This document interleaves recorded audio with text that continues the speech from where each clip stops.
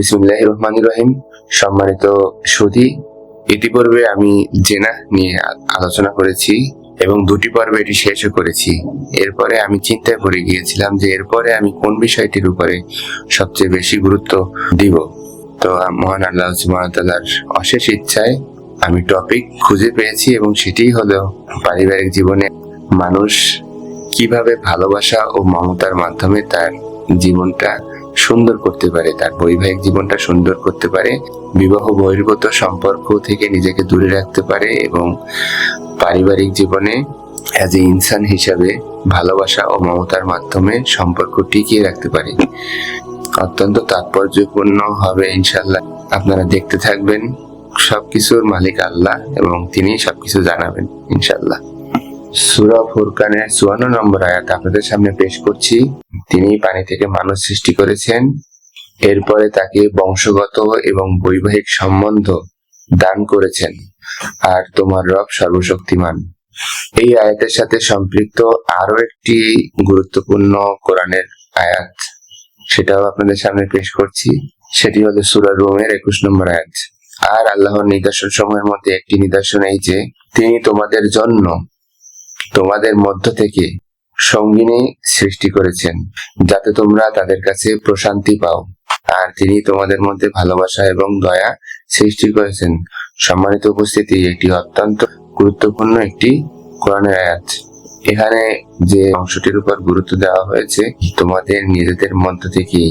আল্লাহ সুবহানাহু ওয়া তাআলা এখানে শুধু বলেননি তোমাদের জন্য স্ত্রী সৃষ্টি করেছি, বরং তিনি বলেছেন তোমাদের নিজেদের মধ্য থেকেই তোমাদের জন্য সঙ্গিনী সৃষ্টি করেছেন।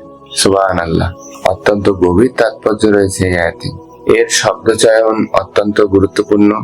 মিন আনফুসিকুম, অর্থাৎ তারা তোমাদের মতো, তোমাদের সত্তা থেকে, তোমাদের অনুভূতি এবং প্রকৃতির একটি অংশ। তারা তোমাদেরই মতো, তোমাদেরই সত্তা থেকে এবং তোমাদের অনুভূতি অর্থাৎ ফিলিংস এবং প্রকৃতির একটি অংশ। সুবহানাল্লাহ। জোড়াতালি দিয়ে সংসার চলে না। মানুষ এমন একটি সত্তা যে শুধু অনুভব করতে জানে না, বরং অনুভবকে উপলব্ধিও করতে পারে। নিজের কষ্টে নয়, বরং অন্যের কষ্টে ব্যথিত হয়। এটাই মানুষ হওয়ার আসল চরিত্র বহন করে।